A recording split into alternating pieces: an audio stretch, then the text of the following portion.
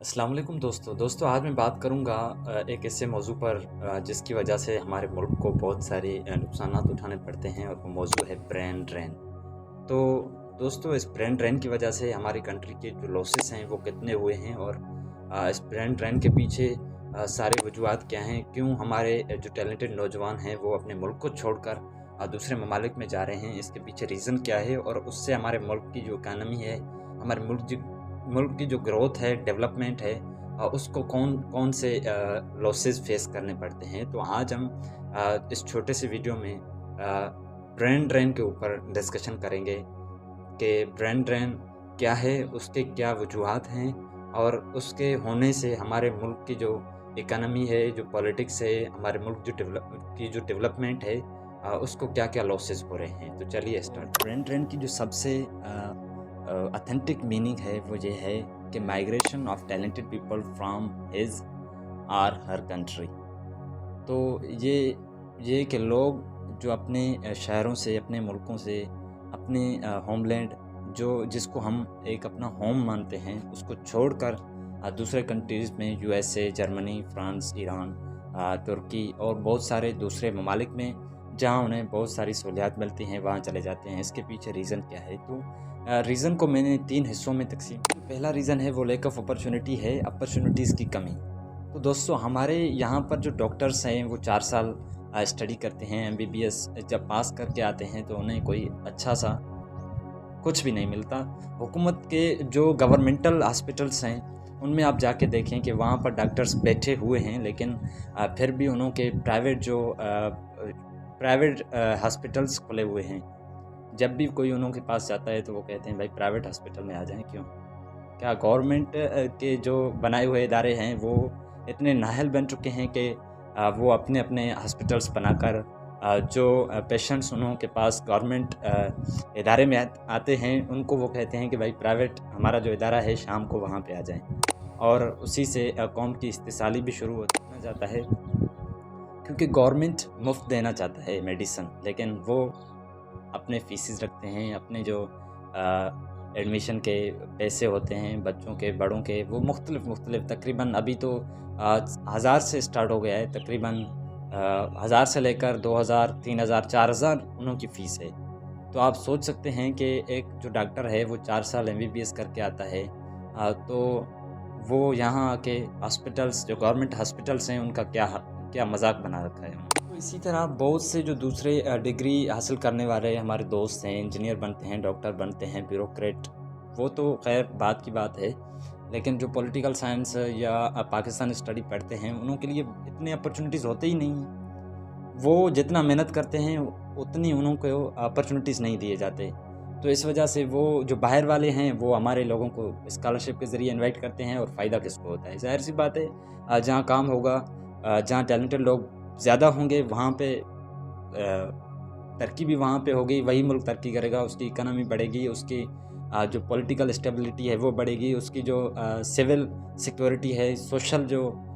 उसको मेंटेन करने के लिए वो सारे जो टैलेंटेड लोग हैं वो ये सारी चीज़ें उसी मुल्क में करेंगे, तो ज़ाहिर सी बात है तरक्की और डेवलपमेंट के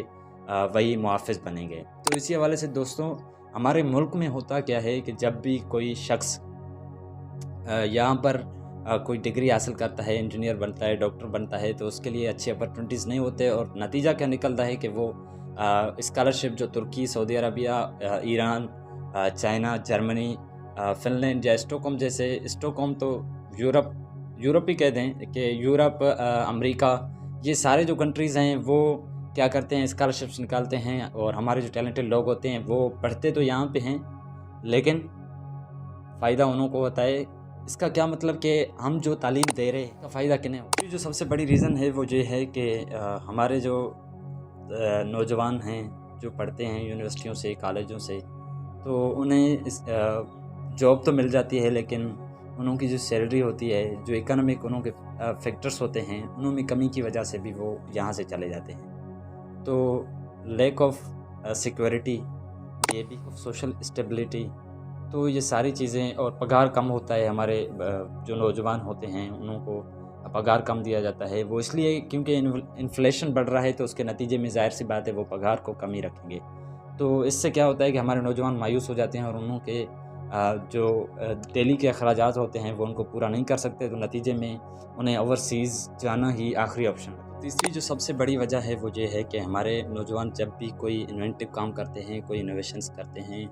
کسی بڑے مقصد کے طرف گامزن ہوتے ہیں، تو ہمارے جو پولیٹیکل انسٹیبلٹی ہے، جو پولیٹیکل ہمارے بیوروکریسی ہے، وہ کیا کرتی ہے کہ اس کو دبانے کی کوشش کرتی ہے۔ یہی ہوا ہے کہ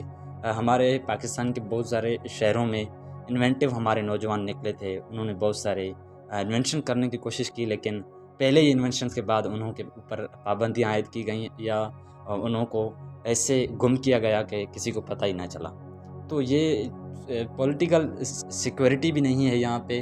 اس کے علاوہ ہمارے جو سیاست ہے، پولیٹکس، وہ بھی انسٹیبلٹی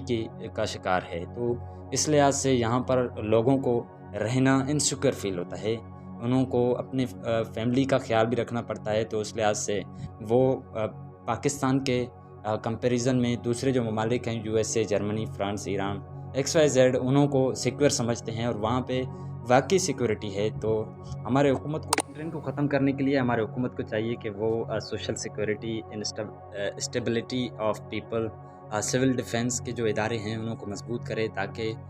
وہ اور اپرچونٹیز پیدا کرے، تاکہ وہ اپنے ہی ملک میں رہ کر اپنے ہی ملک کے لیے کام کریں اور اپنے ملک کو ڈیولپمنٹ کی طرف دھکیل دیں۔ تو بہت افسوس سے کہنا پڑتا ہے کہ تقریباً 2022 کے رپورٹ کے مطابق پاکستان میں 4000 پی ایچ ڈی ہولڈرز بے روزگار گھوم رہے ہیں۔ تو یہ کس کی لاپرواہی ہے، کس کی کوتاہی ہے؟ ظاہر سی بات ہے، اتھارٹی از پاور۔ حکومت کے پاس جو اتھارٹی ہے، حکومت اس کا ہو سکتا ہے غلط یوز کر رہی ہو، لیکن نوجوانوں تک جو اپرچونٹیز کی دستیابی ہے وہ کم ہے، اس لیے وہ یہاں سے چلے جاتے ہیں اور دوسرے ممالک میں جا کے سیٹل ہو جاتے ہیں اپنی فیملیز کے لیے، اپنے اخراجات کو پورا کرنے کے لیے۔ تو اس برین ڈرین کو ختم کرنے کے لیے حکومت کو چاہیے کہ وہ اپرچونٹیز کو یقینی بنائے نوجوانوں کے لیے، اس کے علاوہ سیکورٹی، لوگ یہاں پہ سیکور فیل کریں، یہیں سے حکومت کی جو ہے ڈیولپمنٹ ہے۔ اور اگر آج کے نوجوان دوسرے ممالک کی بجائے اپنے ہی ممالک میں اپنے جو ٹیلنٹڈ ہیں، جو گاڈ گفٹڈ ایبلٹیز ہیں، وہ یہاں پہ یوز کریں گے، تو ظاہر سی بات ہے اسی ملک کو ہی فائدہ ہوگا۔ امید کرتا ہوں آج کی ویڈیو آپ کو بہت اچھی لگی ہوگی۔ اگر اچھی لگی تو لائک کرنا، سبسکرائب کرنا نہ بھولیے گا۔ Love your country, stay at home, be happy, thank you.